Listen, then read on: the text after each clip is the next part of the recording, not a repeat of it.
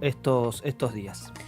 Sí, bueno, eso fue un poco el repaso del clima. Yo creo que también para arrancar en el día de hoy estaría bueno agradecer un poco toda la solidaridad que hemos recibido en el día de ayer, en particular con nuestro movilero, el queridísimo Facu Figueroa, que fue básicamente intimidado por las fuerzas federales de seguridad. Lo escucharon ustedes en vivo aquí en el Facu Móvil como todas las semanas. En el día de ayer, cuando estaba en la estación de trenes, fue abordado por un efectivo de la Policía Federal que le empezó a pedir su documentación, su credencial de prensa. Muy rápidamente Facu, con un desempeño la verdad que admirable ante la situación, respondió pidiéndole la identificación a las fuerzas federales, que recordemos son ellos los que siempre deben y tienen que reportarse y tienen que dar cuenta de su identidad, no una persona que Facu estaba en su rol de periodista, pero aún si hubiese estado como una simple persona grabando audios o preguntándole a la gente qué opina de las elecciones, está en todo su derecho de hacerlo. Más como allá, estudiante de periodismo lo podría haber hecho, por ejemplo. Eso me quedaba pensando después a la tarde. y que la libertad de expresión, en serio, ni siquiera es una condición o un derecho de los periodistas o de los que hacemos comunicación. En nuestro país, por constitución, la libertad de expresión es un derecho de todo el pueblo argentino, tanto de ejercer el derecho a la comunicación como de recibir información. Así lo explicita literalmente nuestra normativa vigente. Le guste o no le guste al gobierno, la normativa vigente dice eso. Si no les gusta, bueno, que vayan al Congreso y que discutan nuevamente por qué se le tiene que prohibir a algunas personas circular por algunos ámbitos o por qué se le puede prohibir a periodistas de dar cuenta de información que poseen, por ejemplo, porque no es azaroso que en la misma semana que quieren instalar la censura previa con respecto a información que puede hacer estallar internamente al gobierno, la misma semana dan la orden a las fuerzas federales de en las estaciones de trenes no permitir ningún tipo de actividad política, en este caso también periodística. Digo porque, bueno, como lo decíamos ayer, se dio al otro día de que le haya sucedido algo muy similar al ministro de Obras Públicas y candidato a diputado, Gabriel Catopodis. Entonces podemos dar indicios, o por lo menos hay indicios de que se trata de una orden y no que fue un simple efectivo de la federal que por curiosidad o para molestar, como ya también conocemos que en otros casos ha sucedido,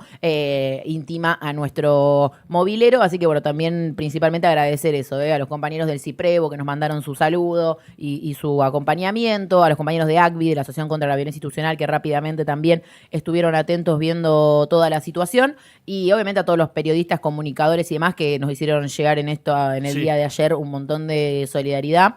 Sí, así que les estaban agradecemos. todos consultando incluso cómo estaba Facu y demás. La verdad que Facu muy bien, obviamente, sorprendido, si se quiere, por la situación. Después obviamente pudo salir tranquilamente de la estación de trenes y llegar a su casa. Pero bueno, concretamente algo de lo que no pretendemos acostumbrarnos, ¿no? No, y más sobre todo.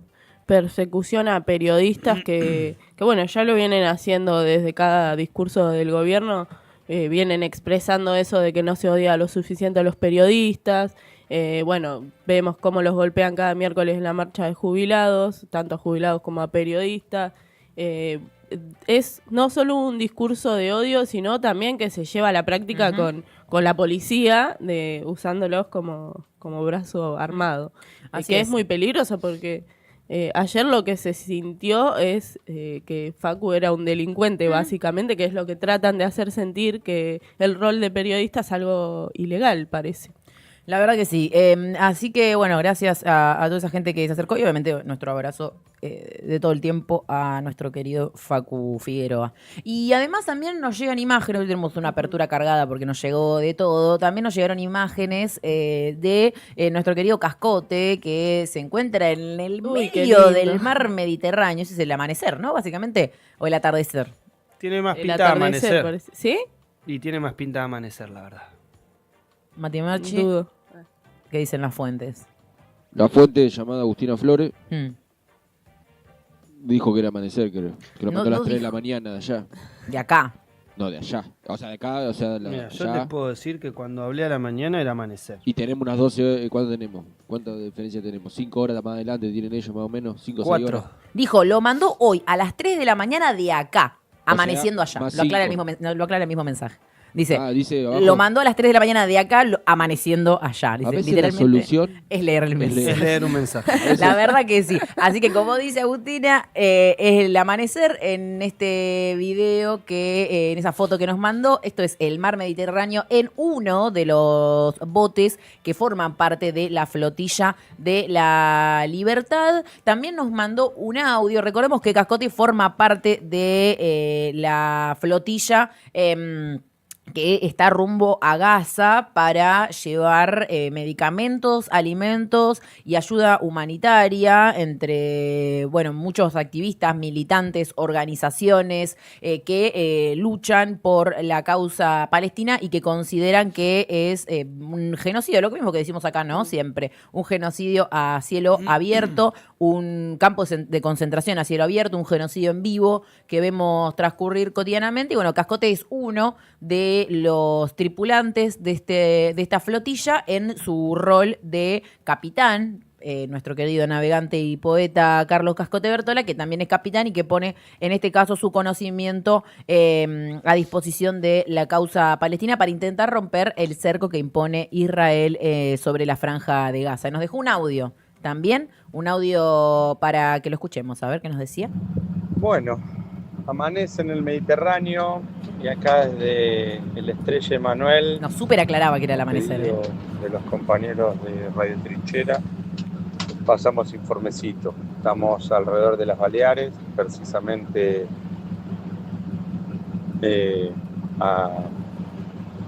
tenemos a estribor Menorca. Pasamos la noche acá afuera esperando a los barcos que entraron a hacer reparaciones y esperando a los barcos que volvieron a Barcelona a reparar algunas cosas. Acá estamos. Que vienen hacia aquí.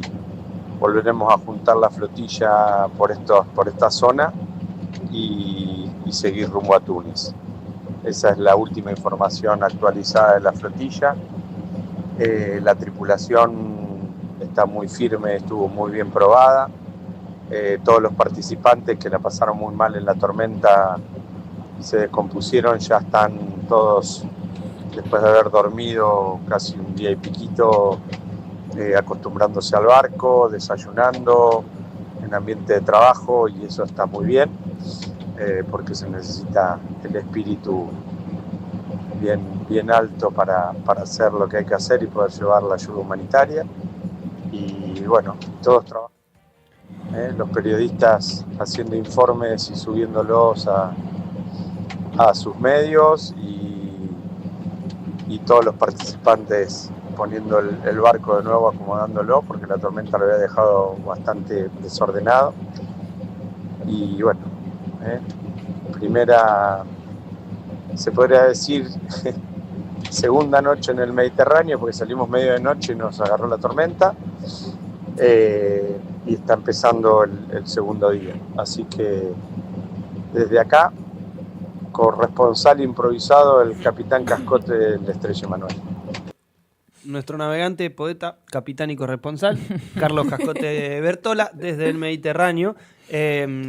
Hasta tuvieron que prolijar la banderola de Diego, porque parece que Diego se había embrolletado. Hoy me mandó un video, me dijo, no te preocupes, está todo en orden. Diego sigue flameando, sigue corriendo el Mediterráneo.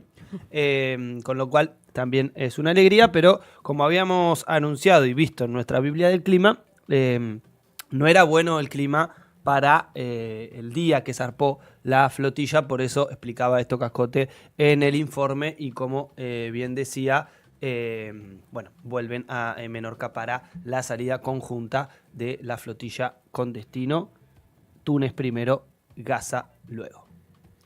Bien, bueno, entonces ahí nos dejaba su mensaje para todo Trinchera el queridísimo Cascote Bertola, a quien le mandamos un saludo y un abrazo enorme, aunque no creo que nos esté escuchando. Esto quedará para la posteridad, para cuando regrese le mostraremos todo lo que hemos charlado al respecto. ¿Vos si ponerse Radio Trinchera ya? Podría. Hay que ver. Podría, porque él tiene la aplicación en su celular, Sí. con lo cual Es con la verdad. aplicación de su celular. Queremos un video de la tripulación escuchando Radio Trinchera. 25 grados, 27 grados. Está hermoso. Cursando Cascotes. Está mejor que acá. En el canal de Menorca. La verdad que el clima es muy bueno, con lo cual hasta el domingo lunes no van a tener ni inestabilidades ni vientos muy importantes, lo cual es importante. Sí, algún oleaje un poco interesante, casi llegando al 1,5 metros.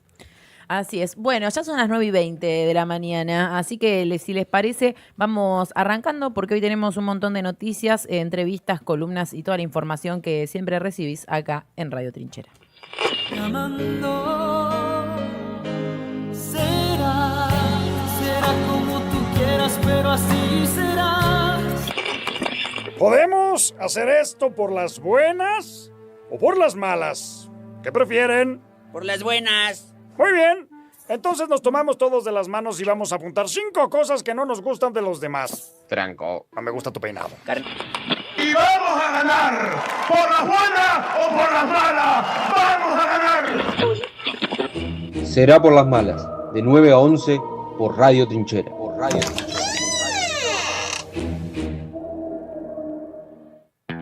Para saber lo que pasa. A ver, ¿cómo veníamos? Para que no te copen la agenda. Y volví a preguntar sobre Libra, qué sé yo. Dale, vuelvo desde ahí. Una alternativa al sobre. Si será por las malas, será informados.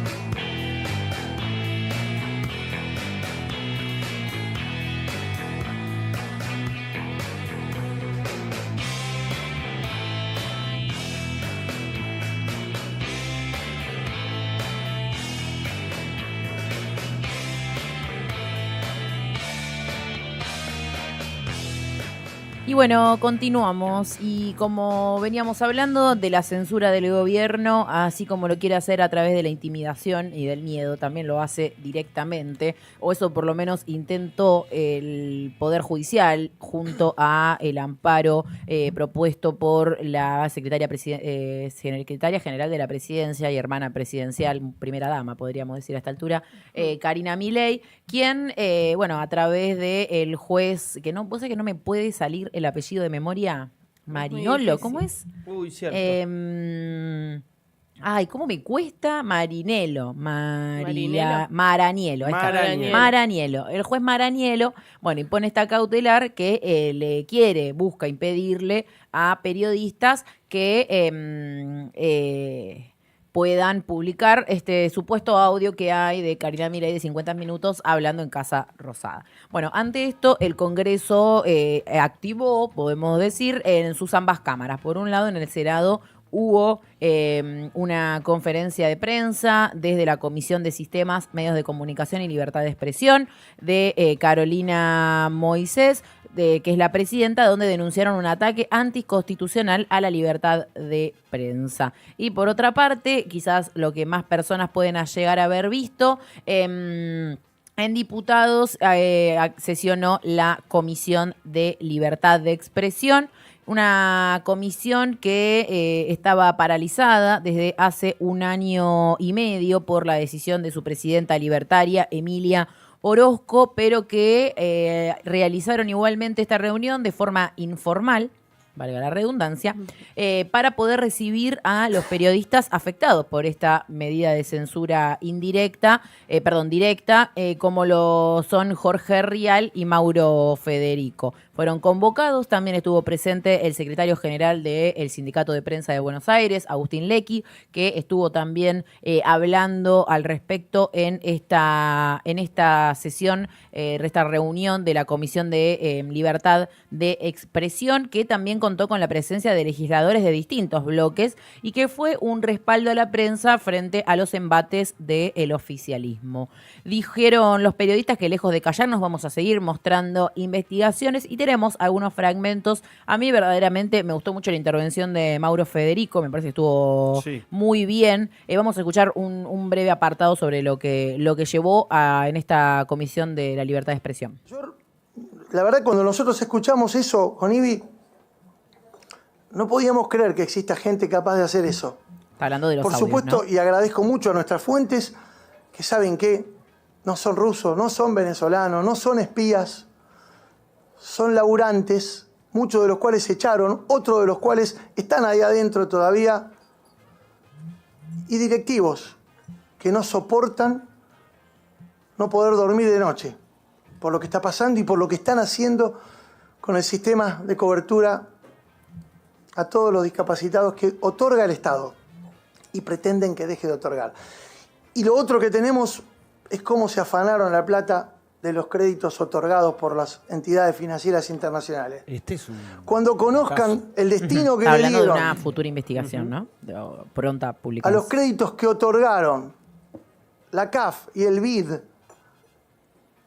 y lo que hicieron con la funcionaria que elaboró un documento dando detalles de la forma en la que se chorearon la plata, no tiene que irse español, muchachos. Es una vergüenza nacional lo que hicieron.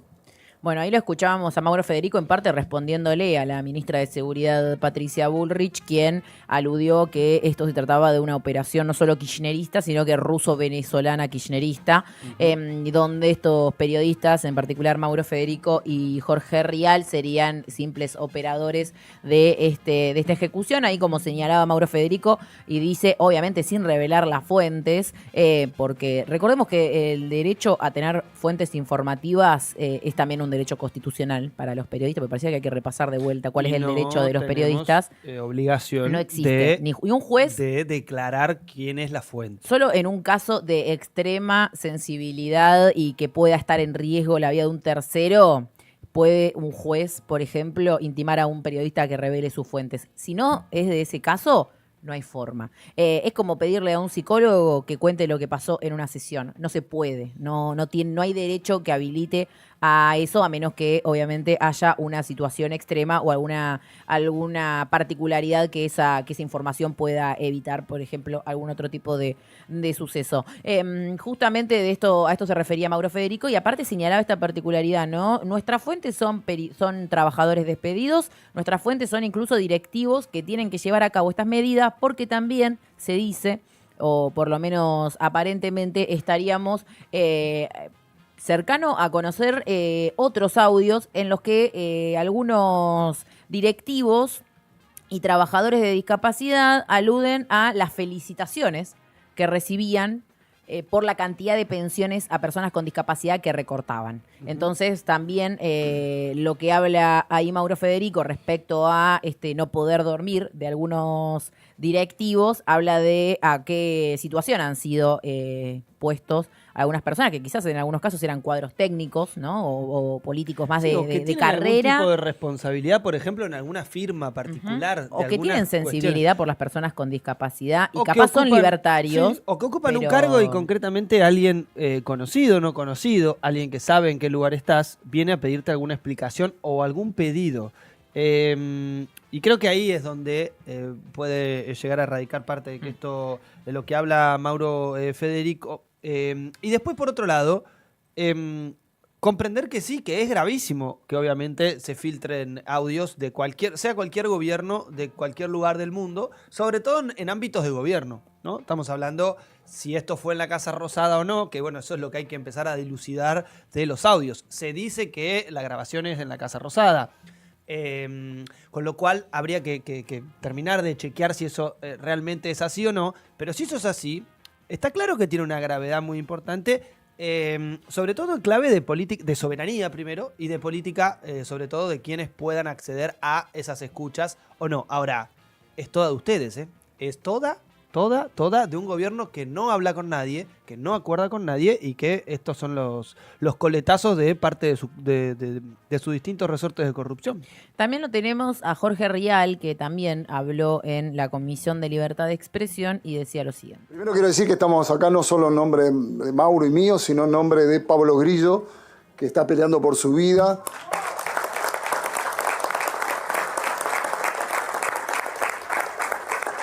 Y por cada uno de los periodistas, reporteros gráficos, fotoperiodistas, camarógrafos, muchachos, compañeros que todos los miércoles son reprimidos brutalmente aquí a metros nada más. Así que nosotros estamos aquí de este lado sentados porque, bueno, trascendió, porque tenemos la oportunidad de tener micrófonos y bastantes horas diarias al aire, y por eso estamos acá, pero no me quiero olvidar de nada. Estamos acá para denunciar una persecución del aparato del Estado contra particularmente nosotros, pero mucha gente más, que lo único que estamos haciendo es informar sobre corrupción en este gobierno. Primero quiero decir que estamos acá no solo...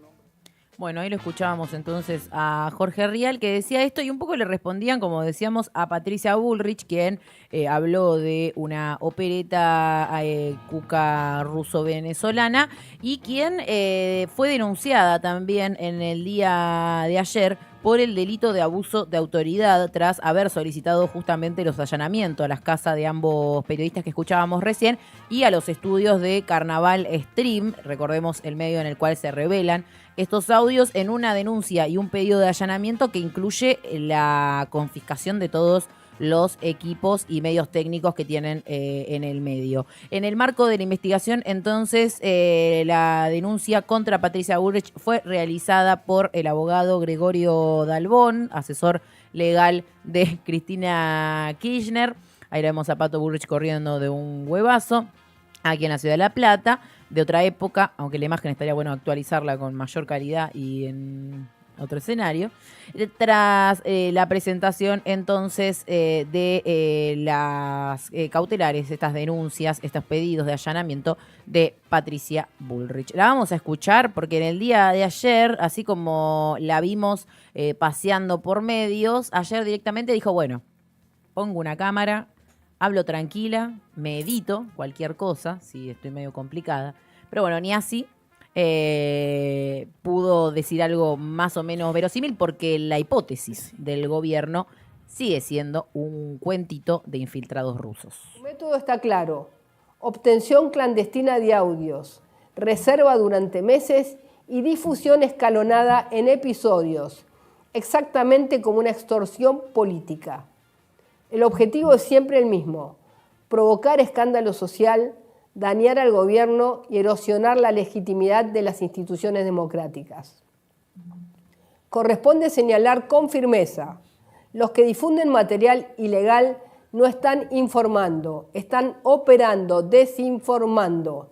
Saben que la fuente es clandestina, saben que los audios están manipulados y que el momento electoral no es casual. Esa conducta es real malicia. Ya lo dijo la Corte Suprema de Justicia de la Nación.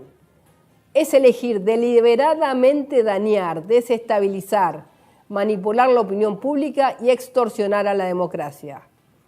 Los argentinos no somos ingenuos.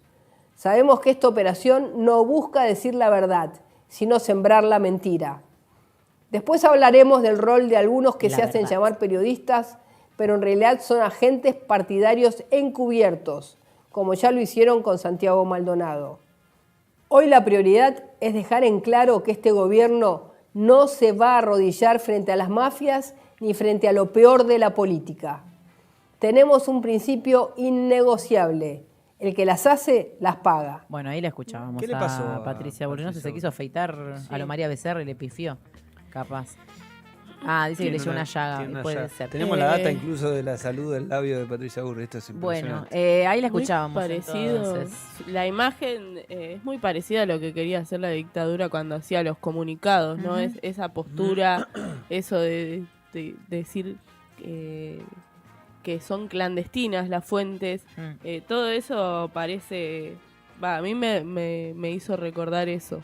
Sí, y aparte, bueno, como vemos también un gobierno agitando una supuesta situación donde hay superagentes que quieren provocar el caos. Y con esto me meto en otra de las noticias que tiene que ver con lo que será hoy el cierre de campaña de La Libertad Avanza en Moreno. Ustedes miran, ¿qué tiene que ver? Bueno, porque desde la provincia de Buenos Aires están denunciando que el gobierno nacional y en particular la seguridad que se tiene que garantizar al presidente de la Nación, que va a estar participando de este acto de Moreno, no está asegurada. Entonces, también están advirtiendo sobre la búsqueda del gobierno y en particularmente del binomio ejecutivo para generar caos o para, por lo menos como hablamos, ¿no? Las últimas semanas cuando vimos las imágenes del brócoli volando, que después ellos agregaron una piedra a las imágenes originales, o bueno, la narrativa que intentaron instalar de que habían sufrido una pedreada en Corrientes y en la localidad de Lomas de Zamora. Bueno, acusando hoy también a los mismos intendentes, ¿no? De ser quienes planeaban todas estas movidas. cada vez la conspiración en contra del gobierno incluye intendentes, a Putin, a Xi Jinping, a Mao Maduro. Zedong también va a aparecer. Va a Chávez, darle que vivir. no está en este plano. Pero también está. Así está. que me parece que están cada uno con problemas más importantes, incluidos los intendentes, que tirarle brócoli en la cabeza a Javier Milei, y que quizás tiene que ver con una respuesta ciudadana no organizada. Pero bueno, eso será una cuestión de si el gobierno lo quiere reconocer o no. En este caso, ¿qué advierten desde el Ministerio de Seguridad de la provincia de Buenos Aires? Que este Club Atlético Villa Ángela, donde se realizará el acto de cierre de campaña en el día de hoy, es riesgoso. Así lo catalogó directamente el Ministerio de Seguridad de la provincia, porque no cuenta ni con los ingresos, ni con la seguridad necesaria como para que llegue el presidente de la Nación. Lo vamos a escuchar, para que sea más claro, al ministro de Seguridad provincial, Javier Alonso, que lo describía de esta forma. Así que, primero, nosotros tenemos que tener en cuenta aspectos de infraestructura del lugar, tenemos que tener aspectos de la accesibilidad y además no podemos desconocer el clima social que existe en ese lugar, porque ese lugar no es un perímetro cerrado. Porque si el presidente ha hecho un montón de eventos en la provincia de Buenos Aires. Nosotros lo cuidamos al presidente cada vez que vino. Lo cuidamos en Mar del Plata, cuando fue a ver las obras de teatro, lo cuidamos en Bahía Blanca, lo cuidamos en diferentes lugares a los que fue, nunca tuvimos ningún inconveniente. Pero es un espacio cerrado con una infraestructura, con accesos, con calles a las que se puede acceder. Están yendo a Mira, la provincia tiene 305.000 kilómetros cuadrados, pueden ir a un montón de lugares. Nosotros no estamos cuestionando que el presidente haga un acto, que vaya a cualquier lugar. En ese lugar es una locura que vaya el presidente, va a seguir lloviendo. El lugar donde quieren hacer el escenario, una parte está toda inundada. Entonces, eso va a ser de noche, con escasa visibilidad. Hay escombros por todos lados. Ahí lo que decía Javier Alonso, también advertían de que es un club que se encuentra en una zona de calle de tierra, lo cual también dificultaría, por ejemplo, en caso de haber algún tipo de agresión o de momento, digamos, que pueda significar un riesgo para la vida del presidente, dificultaría incluso el escape, y además también a la luz de lo que fueron los propios sistemas de emergencia, digamos, realizados en el acto, por ejemplo, de Loma de Zamora, donde vimos a un diputado nacional irse en una moto sin casco, mientras una camioneta disparaba para el lado contrario. Claramente un operativo muy poco organizado. En este caso estará a cargo de la Casa Militar y de la Policía Federal Argentina este acto y, digamos, esta seguridad. No pidieron ayuda a la policía bonaerense, cosa que también podrían haber hecho. Así que en realidad siempre lo hacen. Claro. Esto mismo que decía Alonso, ¿no? Siempre lo hacen. Cuando fue acá en La Plata también lo hicieron, y se había pedido específicamente algunos puntos a la policía bonaerense que se encargue de controlar. Después, obviamente, como siempre, la seguridad presidencial a cargo de Casa Militar y en este caso de alguna fuerza federal. Insistimos en esto que decía Delphi al principio y que decíamos la semana pasada cuando analizábamos lo de Lomas de Zamora y lo de Corrientes. Es peligroso, pero no es por si te gusta más o te gusta menos Javier Milei. Acá lo que está en juego es que están dejando en soledad al presidente de la Nación, y no en soledad porque no lo acompañan, lo están dejando inseguro, lo van a llevar a los cierres de campaña. Y vimos, tanto en Corrientes como en Lomas de Zamora, una persona con un pasacalle en la burbuja del presidente de la Nación. Con lo cual, el presidente ya lo dijo en una entrevista con un medio internacional, ahora no recuerdo cuál, el kirchnerismo me quiere matar, ¿no? Planteó esto, me quiere muerto. Con lo cual, es la mejor semana para construir un escenario de lo que se llama escenarios de falsa bandera y demás. Lo teníamos ahí, no sé si querés escucharlo o no. Es parte de... Pero no, me parece medio al pedo. Es una entrevista vieja del presidente de la Nación, de las que daba en Casa Rosada, con Periodismo Internacional. Sí, es un poco lo que está queriendo salir a instalar, se está queriendo instalar de la provincia de Buenos Aires. No instalar, sino resguardarse, ¿no? Decir, bueno, nosotros en cualquier caso de que llegue a suceder un hecho que quizás no tiene que ver con, digamos, algo tan grave como lo que Milei dice que el kirchnerismo quiere hacerle, pero quizás recibir algún tipo de agresión ciudadana o una agresión premeditada organizada por el propio gobierno, que es un poco a lo que está advirtiendo, ¿no? La provincia de Buenos Aires, diciendo, ojo, que no estén queriendo desproteger o generar una idea de desprotección en torno a la figura presidencial para luego endilgarle algún tipo de agresión a, en este caso puede ser la intendenta de Moreno, ¿no? Sí. Que es una intendenta del movimiento Evita, ¿no? Mariel Fernández, o que se la quieran endilgar al kirchnerismo, ¿no? En general, como esta idea que están buscando Sí, como una especie de instalar. guerra civil es lo que tratan de generar, por lo menos con el discurso que dio Patricia Bullrich y con lo que estamos viendo ahora de la seguridad. Hay que ver igual, o sea, imaginemos también el nivel de desesperación que tienen para que estén llegando a este escenario con Y un Milei es Milei. un simple muñequito. Es un muñequito títere. que aparte el muñequito que se sube hoy a un avión, o sea, va a hacer este acto y se sube a un avión a Las Vegas porque al final no va a ir a ver a su a su exnovia Fátima Flores. No lo dejó Cari, me parece. A Las Vegas, no la va a ir a ver, pero sí se va a ir a juntar con un tipo que Uy, sí, lo vi. estuvo detenido por malversación de información, tráfico de influencias, lavado de activos y demás en los Estados O Unidos. sea, pasa Así de la que- cripto a un muchacho un poco más tradicional en ese negocio. Así que, bueno, eso será un poco... No va a ir al final, se canceló la ¿En visita serio de... no? O sea, no va, pero va a ver a este muchacho. Va a ir a Las Vegas Yo igual. pensé que iba a hacer las dos cosas. Y quizás que sí, qué sé yo, ¿viste? Uno nunca sabe en cuál va a andar Javier Loco, Milei. déjenlo disfrutar, por lo Lo que menos. sí sabemos que no va a estar el día de las elecciones del domingo, 7 de septiembre, porque se va de jirafa el presidente. Ah, ¿no vuelve el domingo? Yo pensé que volvía el domingo ¿Sí? antes para festejar en el búnker. No sé. ¿Sí? No sé. vuelve? Que yo Yo sepa. pensé que volvía el domingo. Dije, bueno, va a querer ir a festejar al búnker de la bueno, Libertad capaz- Avanza en la provincia de Buenos Aires. Capaz que sí. Me imaginé. Capaz que Era sí. solamente mi especulación.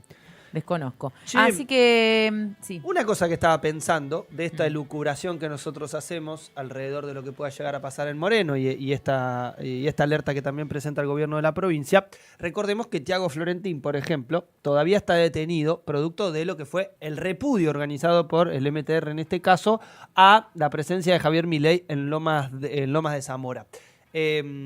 Lo que quiero plantear es que ante los hechos de repudio que tuvo Milei en distintos lados, hubo detenciones, ¿sí? Para que no nos sorprenda nada si no aparece nadie detenido en Moreno, ¿sí? Porque esto es parte del juego y sobre todo en pleno escenario electoral y sobre todo en pleno golpe de efecto, que es como estos tipos conciben al proceso electoral. Los golpes de efecto que generan distintas oleadas o no de participación electoral y obviamente de torcer el voto de algunos indecisos, que encima en esta elección son varios, ¿no? Por lo menos en algunas de las encuestas que circulan. Así es. Bueno, estas fueron algunas de las noticias del Será Informades. Si les parece, nos metemos en algo más de lo que sucedió en el día de ayer en el Congreso de la Nación. No sabía desde dónde verlo y lo vi desde el lente de Franco.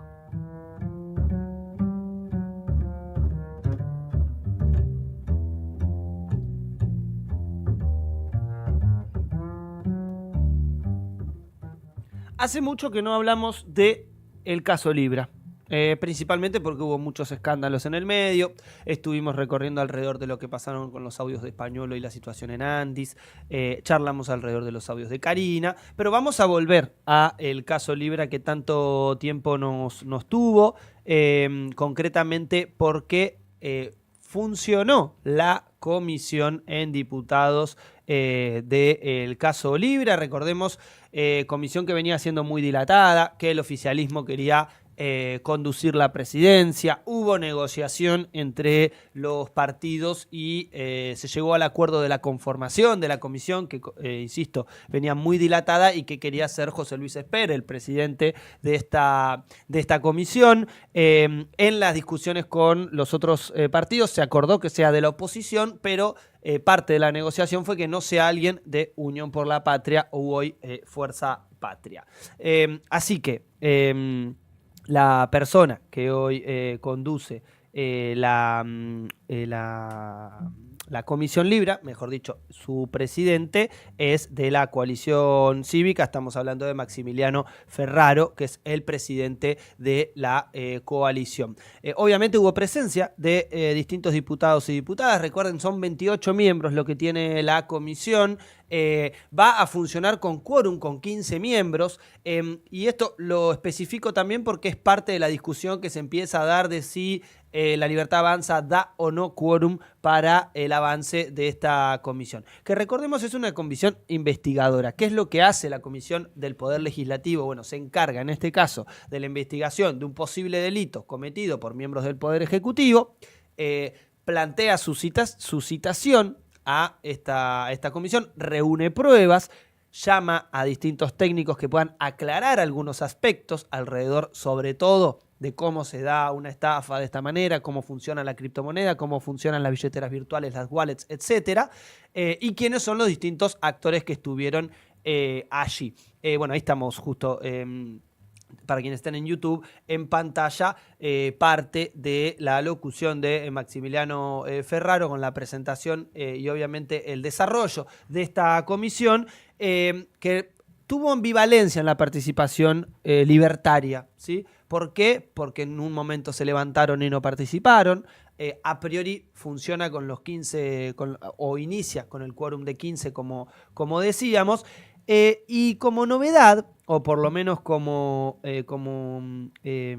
sobre todo el planteo desde la presidencia de Maximiliano Ferraro, propone citar algunos actores que por lo menos hasta ahora no le conocíamos los nombres, ¿sí?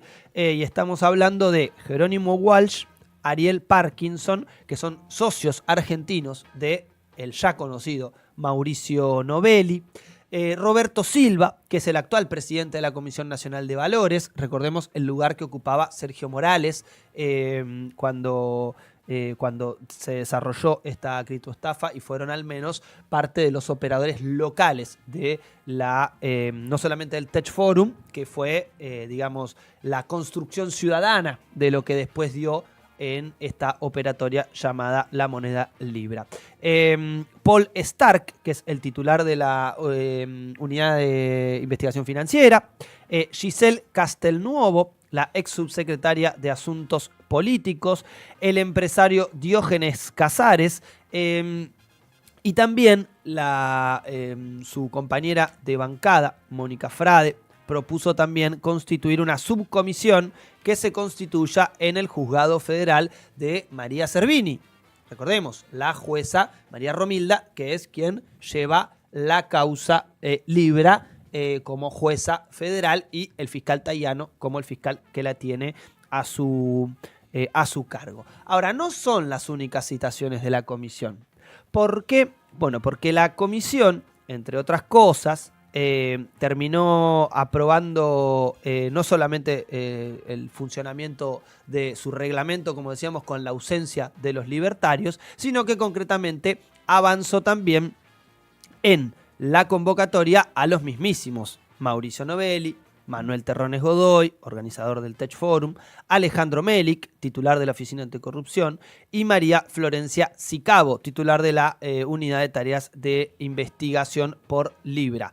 Entre otras de las situaciones que se dan luego de la aprobación del reglamento, son todas estas citaciones, pero desde Unión por la Patria específicamente pidieron citar a la secretaria general de la presidenta, Karina Elizabeth Milei, para determinar el rol en el nexo entre los operadores del esquema y el presidente de la nación. Entre otros de las citaciones también de los diputados opositores, decidieron enviar preguntas por escrito al presidente Javier Gerardo Milei con un plazo de 5 días para contestarlas, ¿sí? En simultáneo se van a avanzar con pedidos de información a 16 billeteras virtuales. ¿Se acuerdan de las que nosotros hablamos que parece que estaban identificadas con el movimiento de dinero? Específicamente con Hayden Davis, con Mauricio Novelli también, y con parte de esa plata de cómo fueron las transacciones y los movimientos correspondientes a luego de la estafa hecha con esta moneda virtual Libra. Karina Milei puede no ir, ¿sí? Puede no ir a la comisión como ministra, porque es secretaria general de la presidencia, pero ocupa un rango ministerial. El compromiso que tiene es un compromiso ético, digamos, ¿no? De ir y apersonarse. ¿Qué es lo que puede hacer la comisión? La comisión puede pedir a la fuerza pública, estamos hablando a fuerzas policiales, para que acudan estos ministros y exfuncionarios y exfuncionarios, personajes y ciudadanos que están implicados en esta criptoestafa, como también puede pedirle al Poder Judicial. Este es el rol que tiene una comisión del Poder Legislativo en clave de una investigación de un posible delito con algunos integrantes del Poder Ejecutivo. Así que veremos, porque lo bueno que va a tener esta comisión es que va a tener un funcionamiento constante, con lo cual la semana que viene vamos a volver a tener información y obviamente luego de las elecciones se vence el plazo que tiene el presidente Javier Milei el mismísimo lunes para contestar algunas de las preguntas que le proveyeron. Que quizá la central y la más importante es quién le proveyó el token con el cual 22 segundos después de la creación de la moneda Libra, el presidente de la nación se encargó de publicar en su cuenta de Twitter y difundir, promocionar, o como quiera decirle el presidente de la nación, y lo que generó en una estafa a muchísimas personas, no solamente en la Argentina, sino en el mundo. Así que, por suerte, la comisión se constituyó, su presidente se está haciendo cargo y va a tener funcionamiento semana a semana, así que veremos qué es lo que pasa. Por ahora, esta es la actualización. Bien, bueno, estará todo en manos de Maximiliano Ferraro, lo cual no sé si... No, y del resto de los diputados, Sí, pero bien vimos que durante casi un año, si las presidencias no tienen intenciones de avanzar, que fue un poco lo que trabó, ¿no? La Comisión de Libra, la constitución de la propia presidencia. Pero bueno, interesante por lo menos que esto avance en alguno de los poderes del Estado, ya que vimos que la Oficina Anticorrupción, dependiente del Poder Ejecutivo, dijo que no hubo ningún tipo de delito, porque el Instagram de Milei es el de un economista. Nos tienen acostumbrados ellos a estas después, cosas. el Poder Judicial va lento como tortuga, o más, porque si Casanero era tortuga, entonces este Poder Judicial no sé qué es, ya gusanito. No sé, que va más lento que una tortuga. Pero bueno, vemos si Caracol. está todo en el caracol, es verdad, en manos del Poder Legislativo. Pero bueno, vamos a meternos en una más, como siempre, de las buenas, no creo, con Malemanes. La comunidad de Male.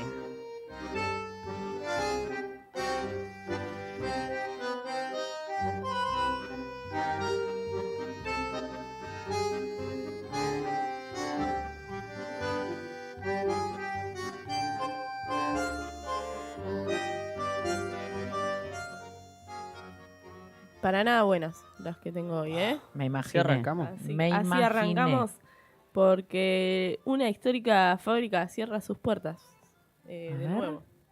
Ya a esta altura es adivina cuál fábrica histórica Sí. cierra sus puertas. Tal cual, tal cual.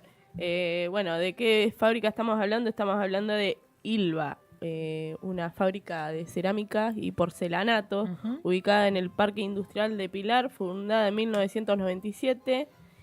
Bueno, pusieron candado y cerraron sus puertas y son alrededor de 300 los trabajadores que se quedarían sin trabajo. Desde el gremio FOCRA creen que el lunes van a empezar a mandar los telegramas de despido. También creen que lo que busca la firma es modificar las condiciones de trabajo con este cierre. Bueno, el viernes los trabajadores llegaron a la fábrica y se encontraron con un candado que no les permitió pasar. Nadie de la empresa les dio explicaciones ni respuestas sobre su futuro. La firma habría presentado un procedimiento preventivo de crisis, pero el Ministerio de Trabajo lo rechazó. Los trabajadores sostienen que pese a esto se adquirieron nuevas máquinas. El delegado de la fábrica expresaba en infogremiales: la firma se encuentra modernizando parte de su planta y exporta productos que se venden en dólares. Así que lo que quieren hacer con este cierre, que no durará mucho porque lo que quieren hacer es flexibilizar el trabajo aún más. Un trabajador también hablaba con el diario de Pilar y decía: por falta de materia prima los portones se cierran y no se abren más. Es más o menos lo que pasaba en Petroquímica Río Tercero, ¿no? Donde vemos que dejan de comprar productos, donde paralizan la fábrica y esto empieza a generar, obviamente, un conflicto porque los trabajadores empiezan a reclamar. De nuevo está pasando en otra fábrica, ya que hace varios meses vienen sufriendo suspensiones en mayo y junio puntualmente, y aguinaldos que se pagan en 3 cuotas. El aguinaldo se lo pagaron, se supone que en agosto le pagaban la última parte de las 3 cuotas que se lo pagaron, ¿no? Un derecho que fue conquistado, también un derecho que les corresponde, y se lo pagan así, en cuotas, con esta inflación que vivimos y demás. Y también hubo suspensiones rotativas. Otro trabajador expresaba en el medio Infogremiales también: queremos que se acerquen, que den la cara, lo entenderemos o no, pero queremos nuestros puestos de trabajo o en todo caso cobrar la indemnización al 100%. Ayer tuvieron una audiencia, se dice, una reunión en el Ministerio de Trabajo para ver cómo continuaban y están esperando que les manden los telegramas de despido. Tenemos un video ahí del trabajador, del trabajador que en la lucha, hablaba. ¿no? Por los puestos de trabajo que la empresa tomó una decisión unilateralmente de 300 trabajadores en la calle. Estamos acá en Ilva y no solo son puestos de trabajo, son cada trabajador hay una familia. Nosotros mañana tenemos una instancia con el Ministerio del Trabajo y vamos a tratar de ver si el Ministerio puede revertir esta situación y que lleguemos a la conciliación obligatoria. Le paso la palabra a mi compañero Juan. Ahí escuchábamos, ¿no? Están esperando la conciliación obligatoria para que el Ministerio no permita que se despidan a esos trabajadores finalmente. Y lo que iniciaron fue un plan de lucha con un acampe fuera de la fábrica y como ya vimos esto genera tensiones. Está bastante tranquilo, todavía no está la policía presente ni tampoco haciendo como hemos visto en Petroquímica Río Tercero, que amedrentan a los trabajadores. Por ahora eso no pasa, pero vamos a estar obviamente atentos.